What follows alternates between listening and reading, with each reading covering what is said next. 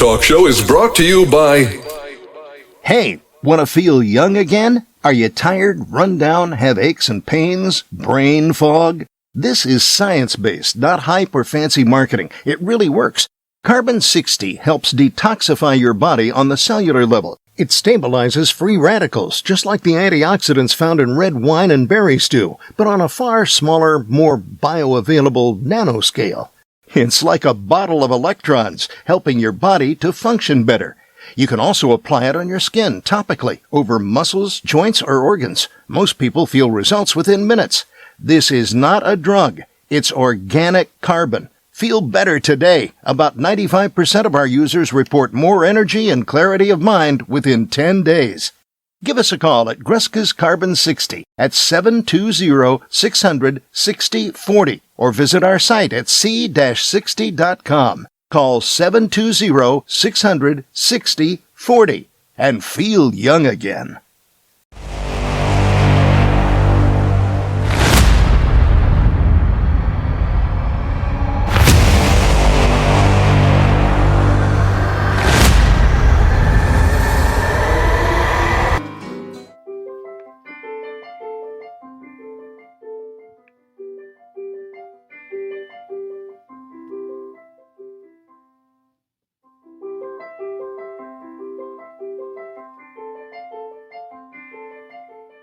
Welcome to Resilient Relationships with Dr. Christian and Dr. Caroline Heim.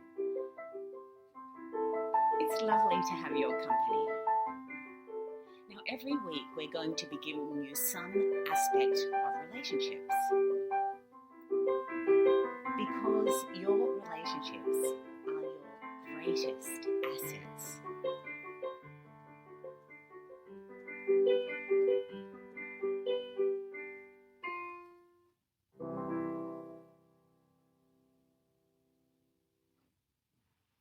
Hello, I'm Christian.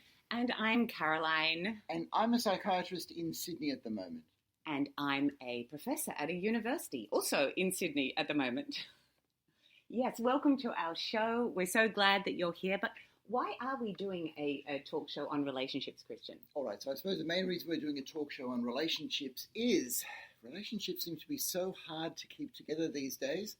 And we want to make sure that people who are in relationships stay in relationships because as the evidence shows us, that's what makes for a healthy, happy life. Most definitely. Okay, so yes, you're a psychiatrist. I am. Yes, and That's I'm right. a professor. You are, yes. And together we've actually written the largest study on long-term relationships ever.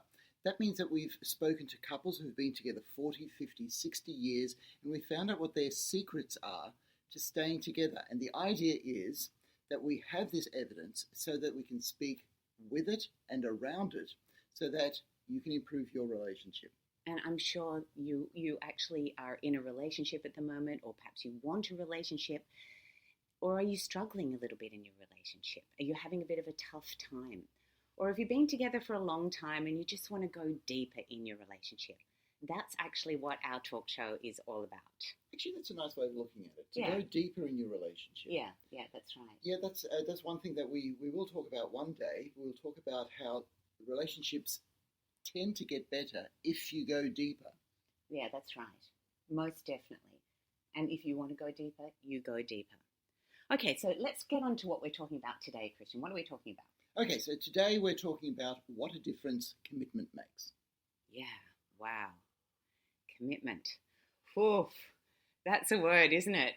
You know... It's a nice word. Leave the poor little word alone. Gosh. No, but I don't know about you out there, but, you know, it's not a word that we use that much. People shy away from it. Yes. Actually, I was on the New York City subway and I saw one of the ads for a university and it said, "We accept commitment phobes." It's not always a happy word. They accept commitment phobes, but the commitment phobes aren't sure if they want to go there. They're not sure if they can commit.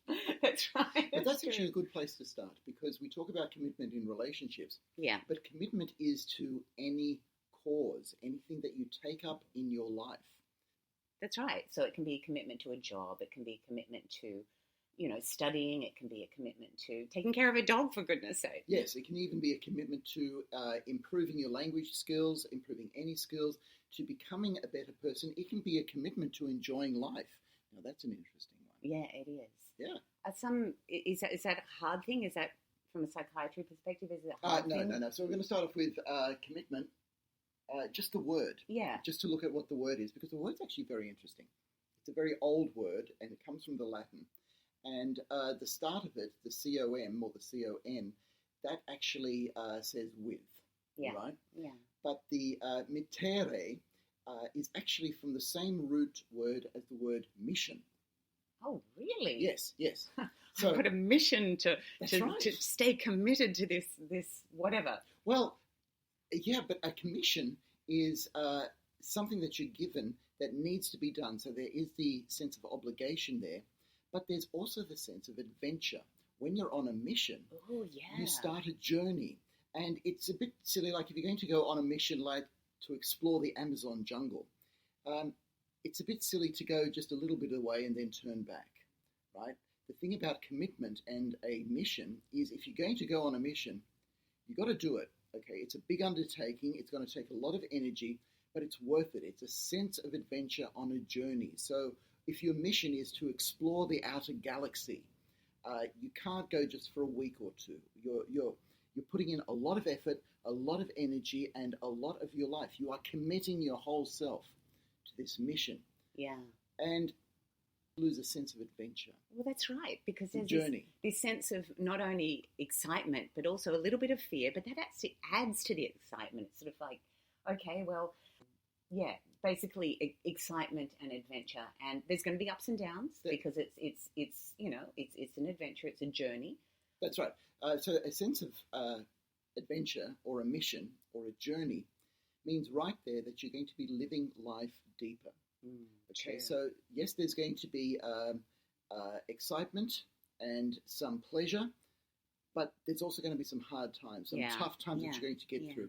And by going on a mission, by committing, you're putting your hand up to do both. Yes, I want to live life deeper. Yes, I want more happiness. Yes, I'm going to put my hand up for some more suffering, all right? That's true. Yeah, that's right. You're going to live life deeper. And I suppose that's a sense of commitment that we can start with. Yeah, deeper and also growth. It's growth that you do when you go on something. You're going to grow as a person. Yes. You can get so stuck just on your own, but if you actually take that leap of faith and go out on that mission and commit, you are going to have some growth too.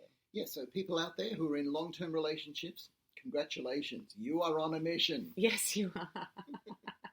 So welcome to Mission Control. Your big journey has started. And yes, it has some bumps along the way. And we're going to talk a little bit about that.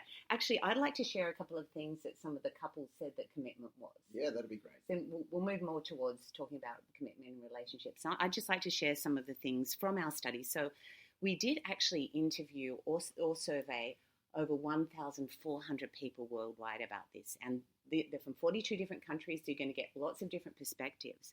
But this was sort of the basic words that people use to describe commitment in their relationship. And of course, these are people that have been together 40 plus years.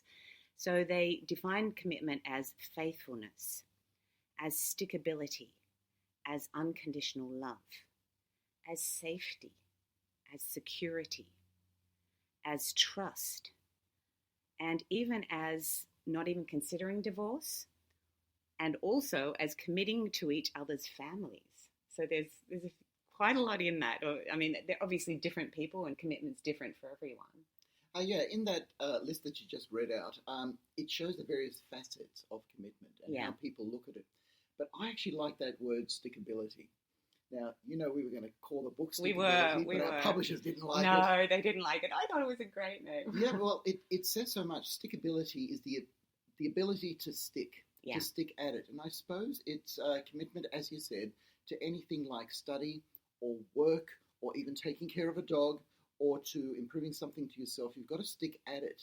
So the idea of stickability, and this is a quality that we in psychiatry look for a lot and try to nurture in people, because we live in a world that is diverting all of us to all of its pleasures so that we unstick, if you like. So we get away from sticking at it. Yeah, that's true. And it also has a sense stickability of a long haul. It's a long journey, okay? It's not just something that you commit to for a little while. Yeah, that's right. And then move on to something else, which in our society seems to be, we love multitasking. We like going from here to here and everything. But this is long haul stuff. This is something I'm going to commit to, and I've made that decision.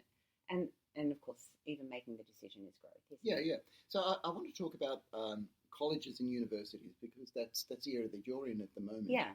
And to stick at a college or a university degree is about 3 years, which at that time of life is a huge commitment. But we live in a society where people tend to be dragging it out, where they tend to be taking it longer. Is that the way that you find it? Most definitely.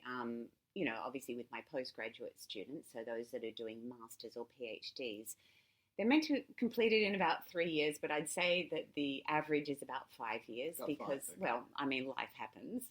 Yes. Let's face it. And if you're studying, life happens. There's attrition. So there's students that, start there. They're really ready to commit, and it's so exciting because I do teach a lot of first years.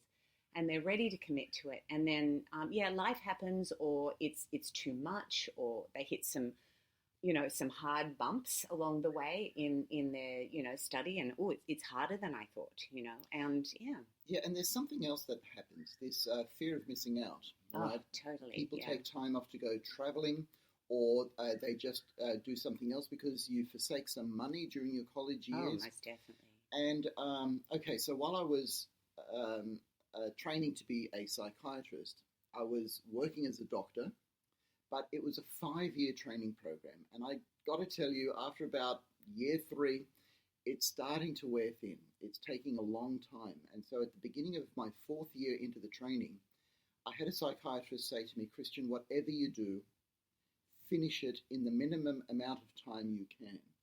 Be committed, get it done, because that's when the rewards come. Mm. And that was actually good advice at the time. And yeah, I got it done just in 5 years. Great, good. And I ended up with the rewards, the freedom, the ability to drive my own life a whole lot more. But I wouldn't have done that if I had delayed and delayed. And so commitment has this sense of purpose about it to keep you on track for your own good. Yeah, and also involves self-discipline. Okay? And takes a lot of this. It really does, especially studying. So if you're in there studying, stick at it. Stickability, you will get there. It is so rewarding and so worth it at the end. I just have to talk as a professor for a little while, because really I just see the students, and then they feel really bad about themselves. Yeah. They say, and I mean they're afraid of failing, so they don't try. Yeah. You know? Yeah, but I'm also here to let people know that they have stickability. Yes. Whenever you have studied for an exam and you've passed, whenever you've practiced some football or basketball skills and you've gotten better, that's stickability. Anytime you have had a relationship, even if it's broken up, you've had some stickability. Anything that you've decided to develop in yourself, whenever you've gone traveling, you've had stickability. The idea is not to bail out, but to be there for the long haul. So find that space in you to understand some of the things that we're talking about today. Yeah, that's right. Okay, so that's commitment. In general, I think we've sort of played around with that a little bit now. Is that? Yeah, I think we'll go to the science. Yeah, okay, all right, let's talk about the science now then. All right, the science of commitment, come on. Okay. You're the psychiatrist. Come on. All right, so what's there? So basically, the definition of commitment is, as we've talked about, right? Stickability for the long haul. But the science of the commitment of relationships is it's the ability to persevere, so that when things go wrong, it's not automatically, okay, we've got to stop this. It's got to be gone, because then you don't have this area of safety in the relationship. Yeah. And safety in a relationship is very, very important, because relationship safety relates to what we call attachment. Now, I've got to talk about attachment a bit, because attachment is a science, it's biological, it's the idea that we as human beings, we make close bonds with people who we are close. And this affects us emotionally, but not only that, it gives us a secure base so that we can explore a world that is often strange. Yeah. So let's take that idea of a mission again. Yeah. If you're going to go explore the outer planets of our solar system, your firm base is Earth. Yeah. To say, yeah, I'm here, I'm at home, I feel comfortable here. And that feeling of comfort you take out with you when you're going to explore strange and sometimes dangerous territory. Yeah. We all get that feeling of comfort and attachment and security from our mother, number one, Yeah. from our family, number two, and then as we grow in our childhood, we have a larger and larger circle of people that we call secure relationships for us. Yeah. And so, scientifically, we need commitment to have that sense of attachment. So, you and I have been together for over 30 years now. We have. That is attachment. We are attached. And it's a good thing. That's what gives us our independence, knowing that we can depend on each other so that we can get on with some of the tough stuff that the world throws at us. It's a funny word, attachment. I get this image of, those, what are those little sucker things in under the sea? What, leeches? No! The ones, that attach to rocks, when you go to the sea. It's just, that's it. I'm attached now, and it's also, then once they actually attach to a rock, it's kind of, that's their home, yes. Isn't it? Yes. And so you also get a sense of home, like you did obviously with your mother, you've attached to your family, your biological family, but then you create a new home, you attach to, your love partner for the rest of your life, hopefully. Yes. So, specific to a relationship, commitment is the intention to maintain that relationship. Yeah. I'm going to be here not only today, but tomorrow, the next day, and the day after. Yeah. So, it's not sort of, I want to see how this goes, right? Yeah. Because straight away that creates insecurity. So it also becomes an undertaking to nurture the relationship. Hey, this relationship is important to me. I am going to take care of it. I'm going to do things that's good for the relationship. And the flip side of that is I'm going to try not to do things that hurt the relationship. Oh, yeah. That's exactly right. Oh, and that's the difficult one, isn't it? Yeah. I mean, look, we're all going to hurt each other, and I'm sure you have hurt your love partner at some point, or close friends. We do it all the time, and there is that idea that the closer you get, the more hurt that you actually. Well, yeah, because you can to more. each other. Yeah, because you can. You more. can yeah, more. Yeah. So that's why it's actually helpful to have that commitment, and sometimes that's in the form of vows. Yeah. Sometimes it's in the form of having been together for a long time, but it's an undertaking that, you know what, I'm going to start taking care of this relationship because it's really important to me. So it's a big decision, all right? It is a big decision. And look, yeah, I mean, not everyone's ready for it. Not everyone's, I mean, I wasn't ready for it, Earlier on, it was sort of like very difficult it's a difficult thing. I'm a career woman, okay? And so when is the right time to actually make that commitment, okay, and share your life with someone else? It's huge at the moment, that decision, for males and females. And, it's just like, well, when, how much of myself do I give up for this? And am I giving up part of myself? And there's all these, I don't know about you, but there's probably lots of struggles going on inside you if you're making that decision to commit. Right, so do you want me to speak to some of those things? Why not? All yes, right, okay. Go ahead. Okay. So the essence of that is, am I giving up some of myself? Yeah, that's right. And the answer is yes and no. Yeah. So not only are you giving something up, because what you give up is actually freedom. Yeah. Right? Yeah. Okay, you do give up freedom. There's just no way around that. Yeah, I know. That. Let's just be honest about it. It happens. Oh, yes, it most definitely does. Yes. Okay, because to commit to somebody else means that you've got, because the other thing about the whole mission thing is it's an obligation as well. All right, you have to do this, which means that you're duty bound to carry out certain things, or else the mission won't go ahead. So if you don't do certain things out of a sense of duty, then your relationship won't move forward. Yeah. Okay. Yeah. So you give up freedom. So you give up some freedom. All right? Yes, you do give up freedom. Yeah. Okay, but you gain so much. And okay, so let me explain what you gain. All right. Okay. To actually be yourself, you actually have to learn who you are. And to do that, you do it in the context of growing close to somebody else. Because when you grow close to somebody else and they start touching parts of you, and I don't mean your body, I mean your mind and your soul and deep inside your emotions, when you grow close to somebody, you're going to start feeling things that you haven't felt before. Some good and some not so good, all right? But the thing is, you will feel that the depth of who you are come more to the surface and become exposed, okay? So now we're reaching into that word of vulnerability. Okay, can I be myself in front of you?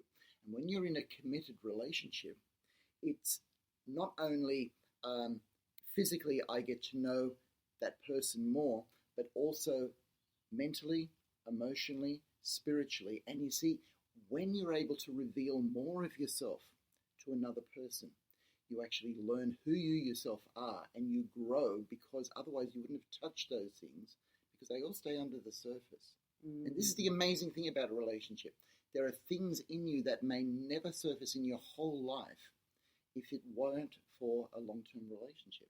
Well, it's kind of like a mirror, isn't it? You don't actually know what you look like until you actually look at a mirror. And when you're in a relationship, that other person reflects back who you are in many ways and you get deeper then. Yes. Yeah. That's the whole thing. So earlier on you sort of said you live deeper.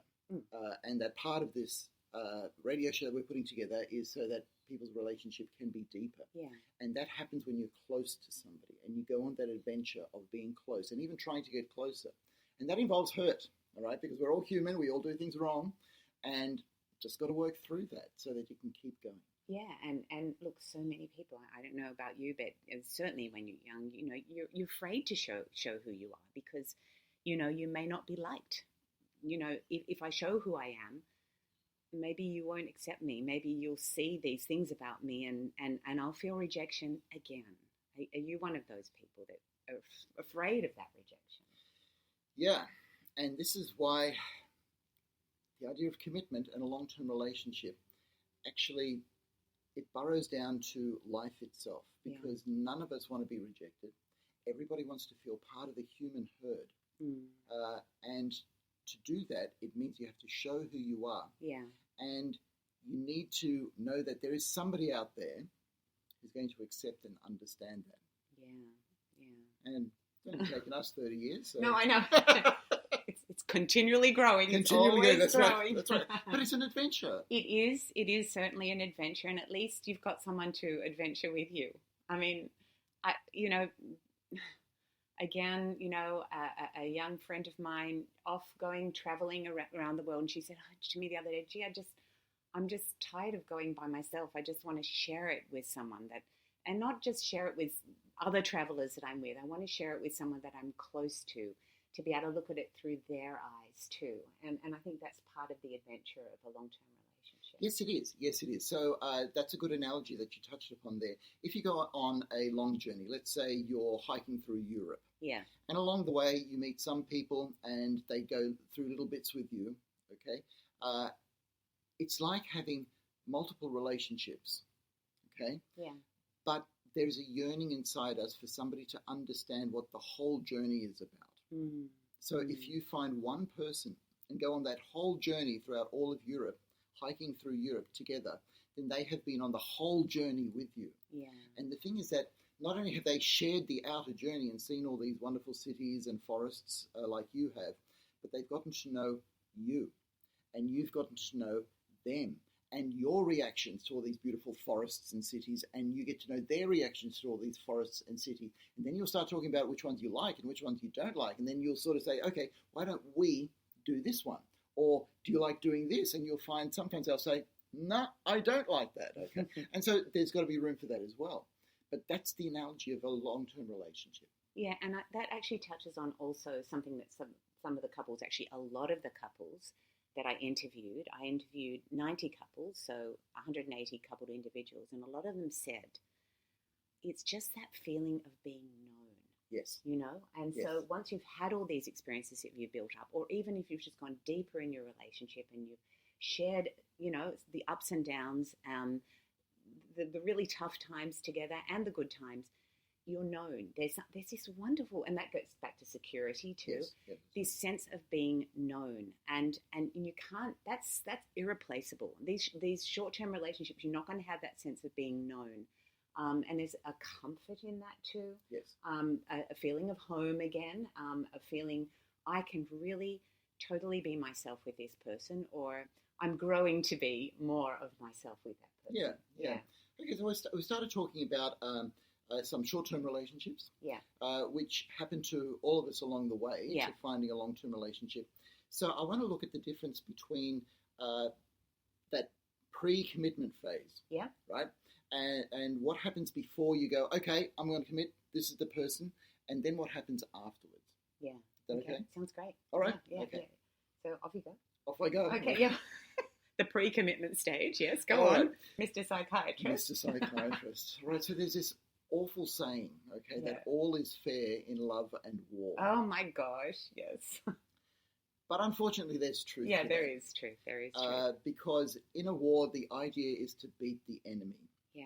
And in love, now, in love before commitment, the idea is to, in a way, beat the enemy, to get the best deal that you can get, right? So I want to introduce this idea of games. And so game theory is actually very important in all of philosophy, economics, and even in biology and mathematics. And it gets really, really complex. But I don't want to talk about all of that. No. What I want to talk about is an easy concept like the idea of competitive games and non-competitive games.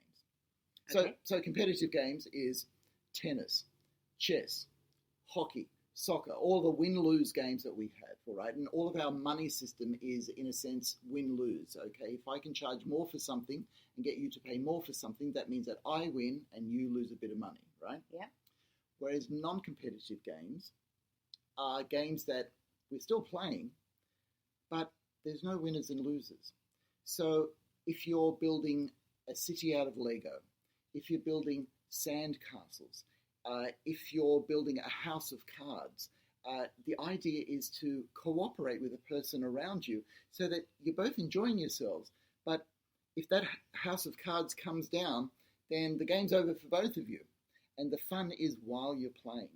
So the idea while you're on the beach, making sand castles with your kids, is just to keep the game going. Nobody wins at building sand castles. And you're working towards something together, to create something together, which is really beautiful. Yeah, and so in non-competitive games, or in what we call cooperative games, there's the idea of creativity, expression, togetherness, and a sense of enjoyment just by being together. So applying this to relationships, before you're in a long-term relationship, you're actually playing competitive games. Oh, yes. Oh, you said that quickly. Okay. Where did that come from? Oh, wow. What I mean, games are you everyone likes playing? everyone likes a good competition, don't they? I certainly do. Okay. Tell me more about that. I'm not going in. I'm not going there. You're pulling me along. No. Okay, but right there, you can see how, what should I say? There's a bit of excitement there. Yeah, right? yeah. But it's also mixed with the potential for hurt. Oh, right? yes, yeah. So in other words, when you play off one person against the other, or you don't want to lose any options here, or when you're going out with a few people and you're comparing them, and you're sort of saying, okay, what's the best partner for me? How can I get the best deal? How do I get the best girl, the best guy, all of that? That's all competitive games because somebody's going to win, and if you win, that person that you want, that means that somebody else loses. Yeah, that's so hard. So it's a competitive game before commitment. Yeah. Well, that's a whole dating thing too, isn't it? That's a whole dating sort of thing. like, and there's a fun in that too, and there's got to be a healthy part to that too. Yes, of course there is. Of course there is. Because you are actually looking for the best mate for yourself. You are actually playing that game to win. Yeah, right? yeah, that's right. Yeah. And so, in a way, there's a whole science of evolutionary psychology as to how these things happen. But it is a competitive game, and there are hierarchies, there are winners and losers. Yeah. But when you commit to a long-term relationship, what changes is that you're actually playing a different game. Ooh. So you actually move from going to you move from a competitive game, you commit, And then you're in a different game, and it's a cooperative game or a non-competitive game. So you're going from the game that says, how can I find the best person for me? Or how can I have the most fun before I commit to somebody? You're going from that to, how can we have the best relationship? How can we keep this going? How can I express myself the most? How can I be the most vulnerable? How can I be there for somebody else the most? How can we create a secure, loving framework if we're going to have children? And that's a very different game. Yeah, of course it is. So we're really going from me to we. Yes, that's But that's going to cause tension, and that's going to cause arguments, and it's going to be like there's going to be a wrangling because you I don't know about you, but you want to hold on to that part of you. This is me. This is who I've developed over 25 years. This is the me that and it's going to rub against the other person, isn't it? Okay. So let's talk about that. I'm going to use sandcastles, building sandcastles on the shore as an analogy. If you've been building a sandcastle for long enough, the tide changes, and occasionally a wave comes in and washes part of your sandcastle away. Yes, it's true. Ooh. And you go, oh. Sadness. And you've got to start building again. You do. All right, if you want that sandcastle, you've got to start building. You may have to move it. You may want to mix some dry sand with it, however you do it.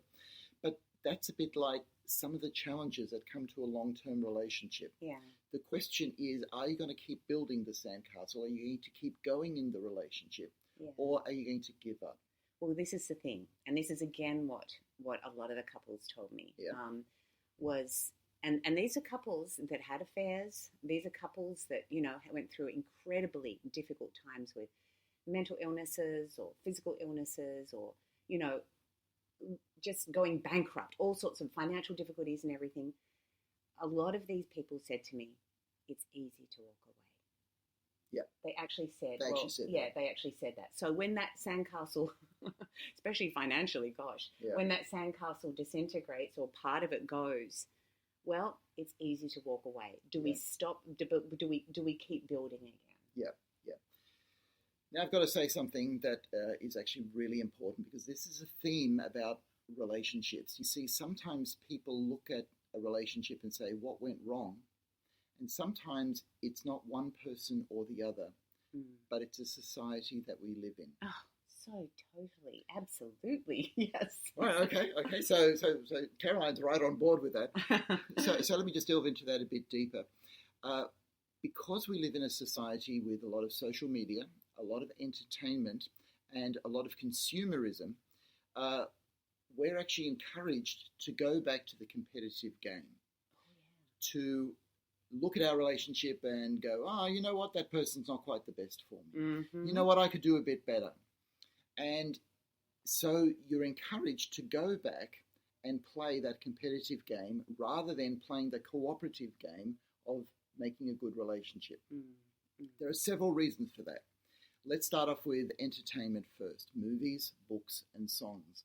They're all about that time of finding somebody, of that, oh yes, I'm finally in love, or oh no, this hurt, or this is what happened. And the flutterbys. It's all the really good stuff, isn't it? It's the good stuff, and it's those heavy dramatic emotions that we all go through. Yeah.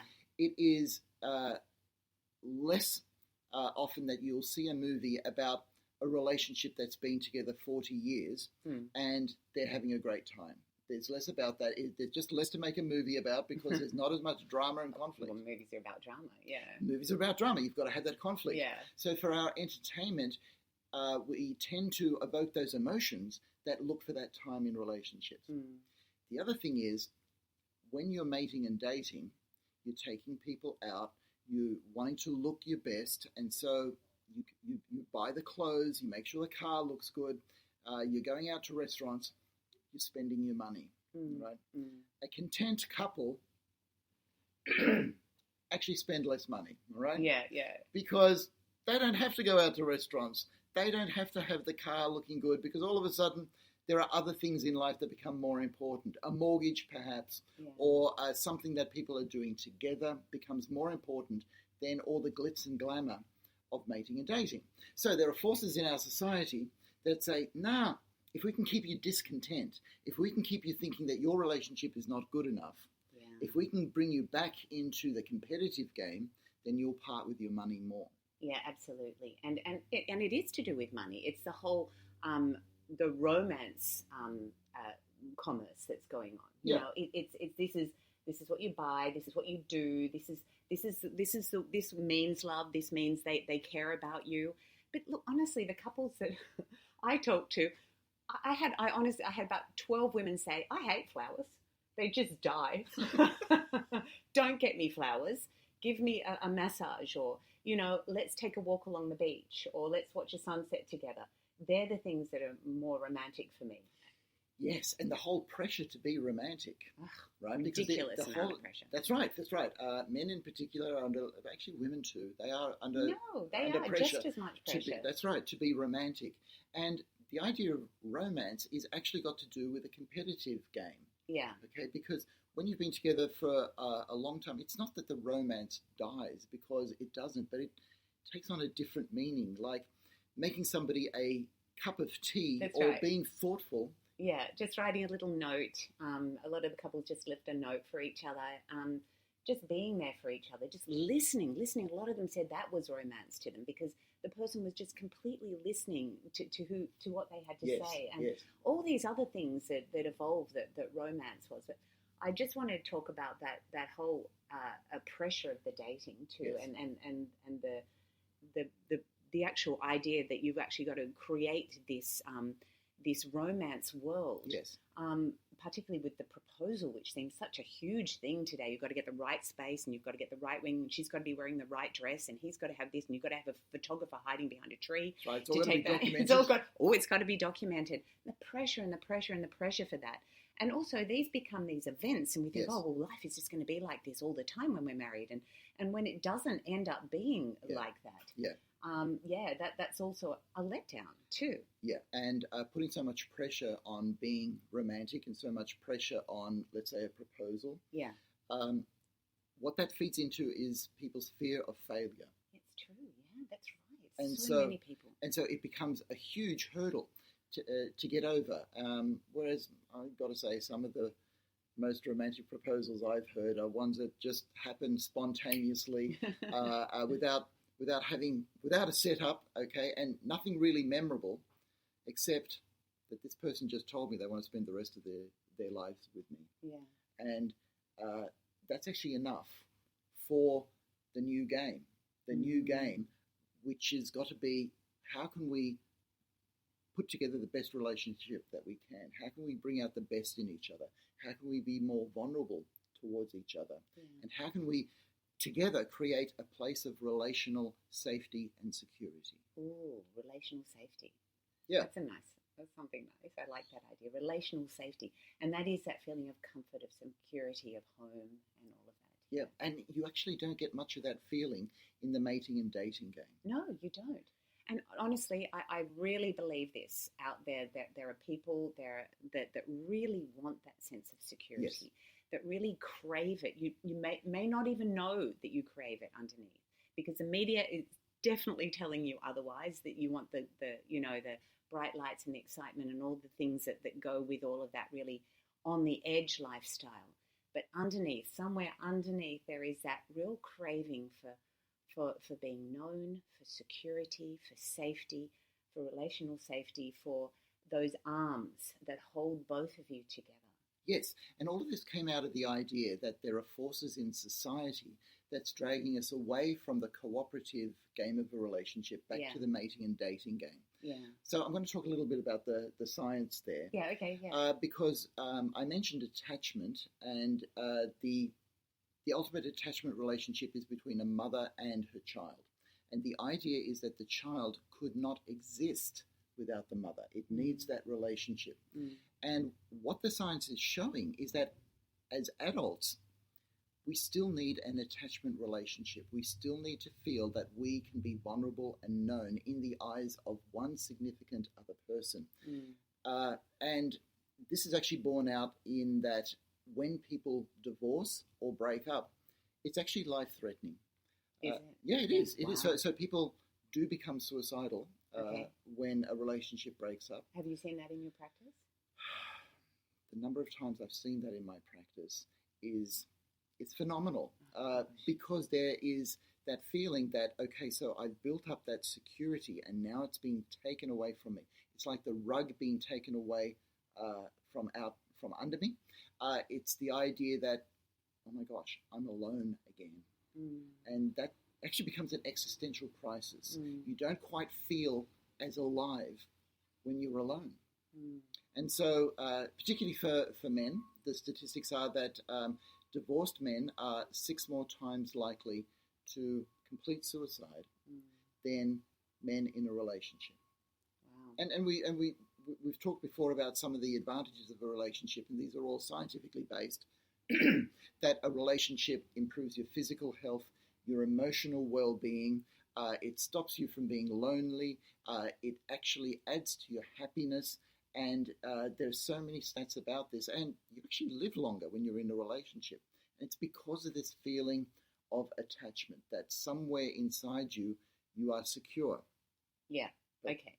Yeah. Yeah. True. Okay. But we're going to, there's some of you out there are going to have already divorced or Yes. be in relationships Yes. like this, and we're going, oh, this is great, and you've got to stay together. Yeah. And they're going to be feeling like they've failed now, Christian. Yes, they are. Yeah. Well, that's not what this show's about.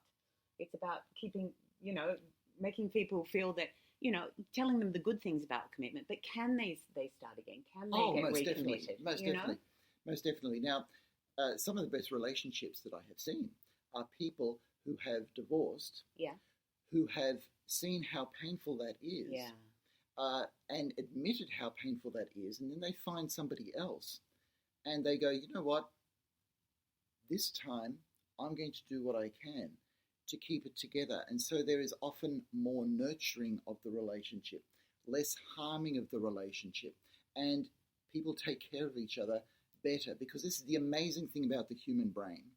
We all have the capacity to learn and to grow. And so we're not here to say it's all over after you've divorced. No.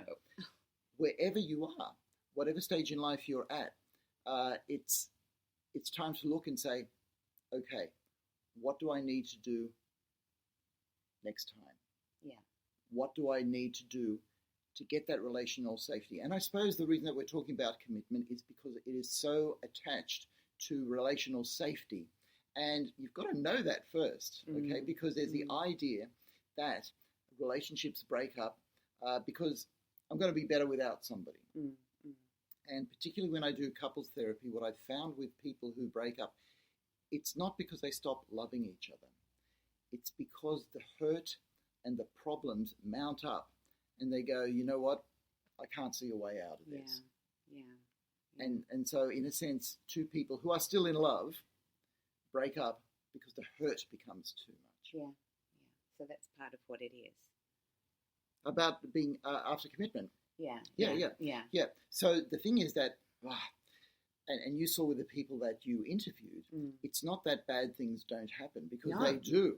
Yeah, they most definitely do. Actually, I'd like to share some of the things about some of the people, because particularly this one couple, Carol and Stephen, they had been through some tough stuff. So they had both had childhood sexual abuse. Okay. They worked through infertility issues. They ended up adopting some children, workplace PTSD. They went into financial ruin at one point. Yeah. And Carol actually said, we've been through hell and back again. Many times I had to go back to our vows, and through thick and thin, you keep them.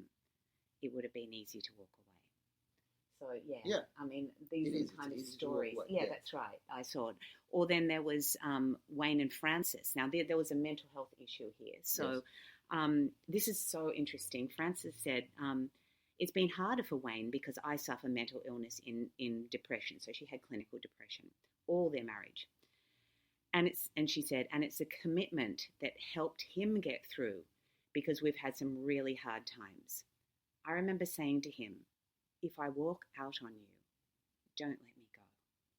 And they've been married for 42 years. Okay, so she actually said, if I walk out on you, don't let me go. So she said, don't let me go. okay, Yeah. but it means that she made the decision occasionally to walk out on him. Oh, yeah, she did. Yeah, she did. And he'd drive the streets looking for her. Are you serious? Yeah, I'm serious. Yeah. I mean, that is commitment on his part. It's commitment Wow. on his part, but see, the interesting thing is that she knew herself, Yeah. all right, and she knew that there were times that she would walk away, Yeah. and so in a moment of rationality and safety, she says to him, "If I do that, Yeah. don't let me go. Don't listen to me." Yeah. All right, so she gave him permission to reach further, Yeah. to say no, don't let that happen, Yeah. which means that in a sense she didn't really want it. No, exactly. And then there was another couple, Pearl and Matthew, who he had a lot of mental health issues, and I actually said at one point, have you ever considered divorce? Because it's always a question that I ask them, and he said yes, because I thought that she'd be better without me. That she would be better without him. Yeah. That's why he wanted to leave her. Yeah. So Well, that's beautiful and sad at the same time, isn't it? Yeah, it really is. It is. Yeah. But it shows the love that develops when people are committed. Yeah, Okay? that's right. They reach a space Yeah. after 20, 30, 40 years that, well, it's deep. It's living deeper. It really is. And then, of course, there were affairs, and having to work through that together was really, really tough. And the commitment, even to working, it became for these people not a commitment so much to each other, but a commitment to the relationship. The relationship had to become like that was where the we-ness was. Yeah. Yeah. It's not a commitment to you; it is a commitment to the relationship itself. Yeah. And that was just phenomenal to see that. And of course, there's forgiveness. There's incredible amount of hurt. One couple, just 3 months ago, the affair had happened, and the wife was just crying right throughout the interview. But they wanted to share their struggles because they were determined, absolutely determined and single-minded to make it work, because they didn't want the loneliness that it would bring. Okay. All right, I'm sure we'll have an episode on affairs and things like that. We will, but I'm just talking about the tough times and them getting through and going back to commitment. And going back to commitment every time. Yeah. Okay. So talking about affairs and tough times, it gives the idea that a relationship is not for the faint-hearted. No, it isn't. Actually, this couple, Carol and Stephen, they said, hell and back again. They said it's damn hard work. Damn hard work. They said it so many times in the interview. But, her mother said, look, your bed is always waiting, and she would always tempt her to come back home, again, in-law pressures. But, she said, no, I'm going to make this relationship work. Okay, so let me bring that back to the idea of a commitment and a relationship being like a mission. Yeah, okay. You're on a mission, and let's say your mission is to climb a mountain, and you're determined to see your mission through. But as you're going, it starts pouring rain, and you're going through this soggy quagmire that's getting slipperier and slipperier, and you're on this mission to climb a mountain. And do you have the thought, you know what, I might just give up here. Let's just turn around and say no to this mission. Of course you have that thought. Of course you do, yeah. Right. But depending on the nature of your mission, you might go, no, I've got to dig a little deeper here, and I've got to keep climbing. I've got to keep going. Because, see, here's the thing. Whenever you get to the top of your mountain, or when you complete your mission, there's some sort of a reward. There's something that you're reaching for. It might be a beautiful view at the top of the mountain. It may be just to say, I climbed this mountain. Yeah. In a relationship, it's we belong together. Yeah. It's we've created a place of relational safety. Now, every relationship has its limits. Yeah. Which is why when people divorce, it's not like they've done something wrong. It didn't work out. What we were talking about is what's the difference between pre-commitment and after commitment. And we talked about the idea of moving from one game to another game. Yeah. From a competitive game to a cooperative game. For that to happen, there has to be a slow change of your own identity.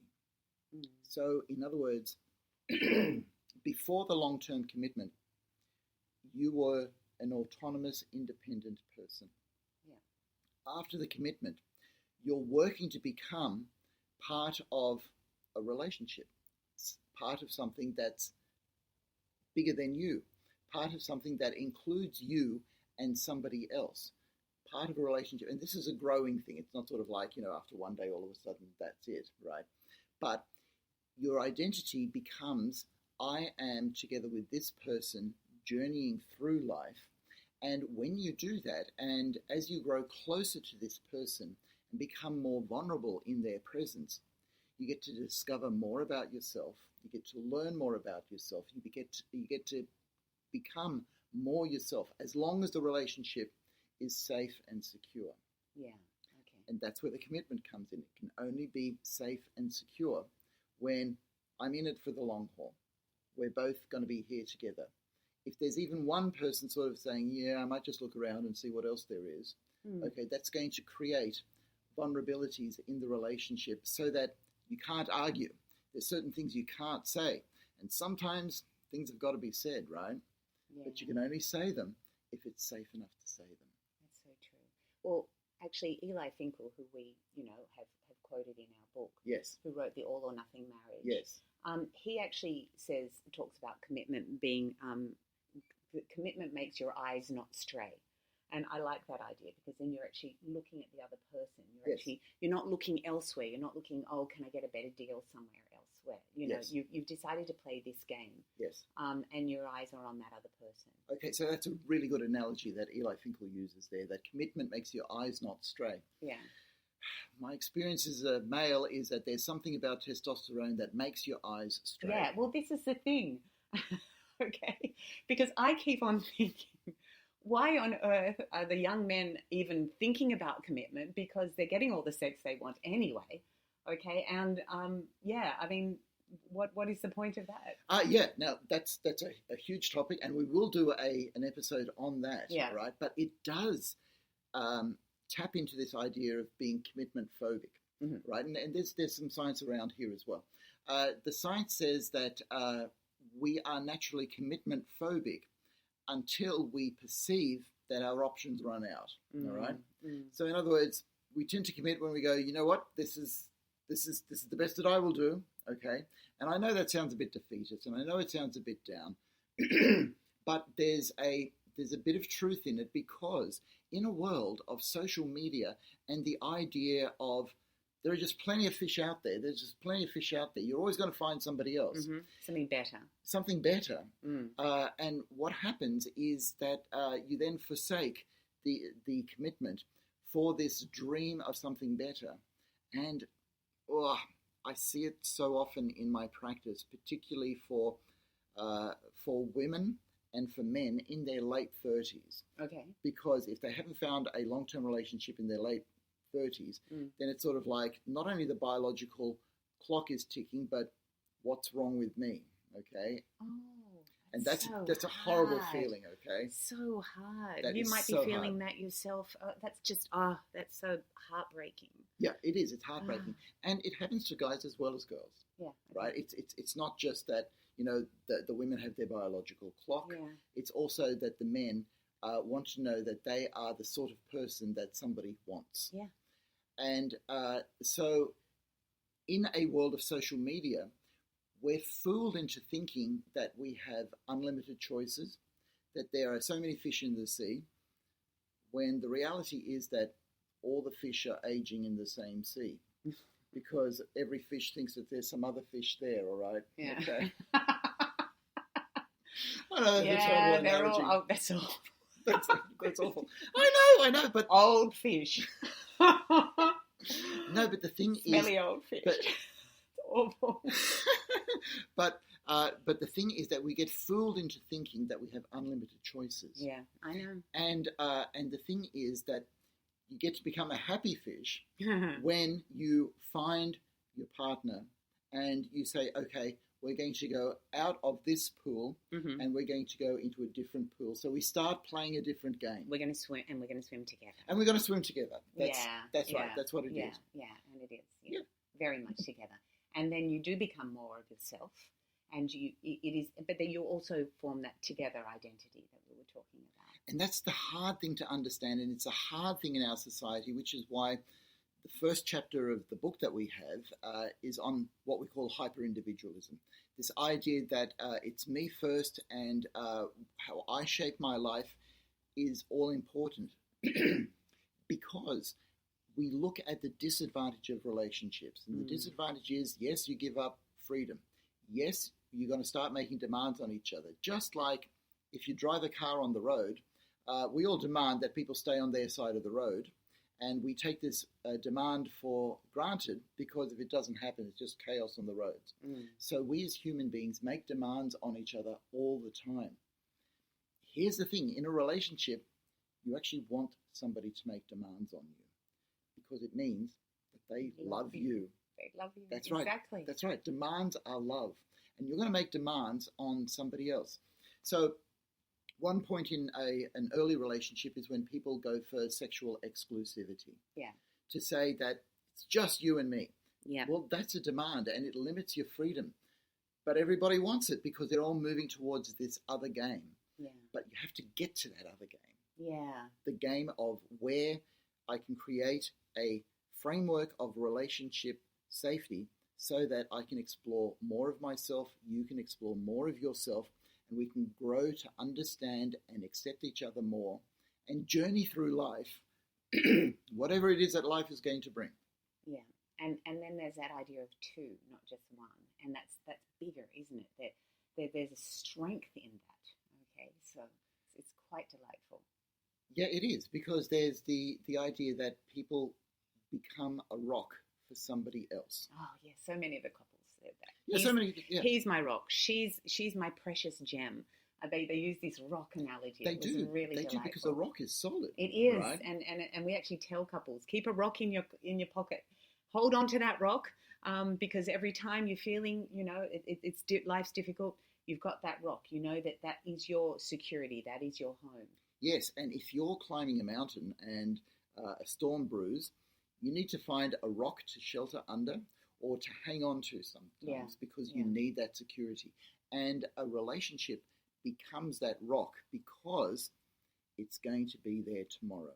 It's going to be there the next day. And that only comes with commitment. Yeah. Because if you go into a relationship thinking that it might end in a week or two, then there are certain things that can't be said. You're not going to share yourself. You're not actually going to be yourself. So with the commitment comes that safety, which means you can move forward to become more of yourself and more of yourself together with somebody else who's becoming more of themselves. That's a great way to finish, I think. You want to leave it there? Okay. All right, I think we'll leave it there. Okay, the idea of the rock, it can be our technique for this week, that people have this rock to remind them that, they've got someone that they care about. So a rock and commitment. A rock is always going to be there.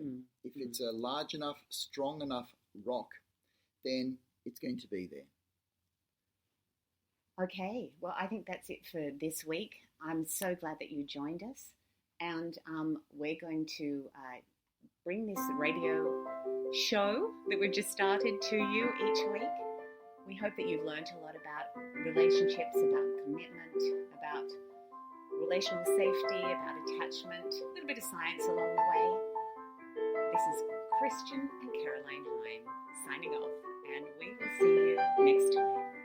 Remember, your relationship is your greatest asset.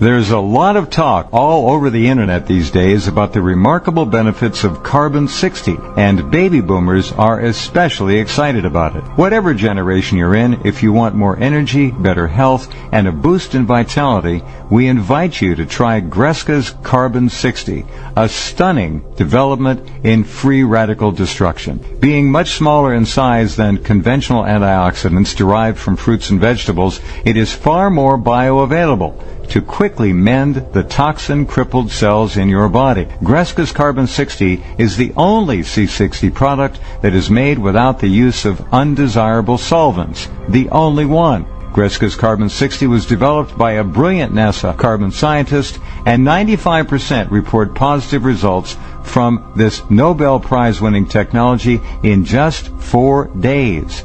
Visit c-60.com.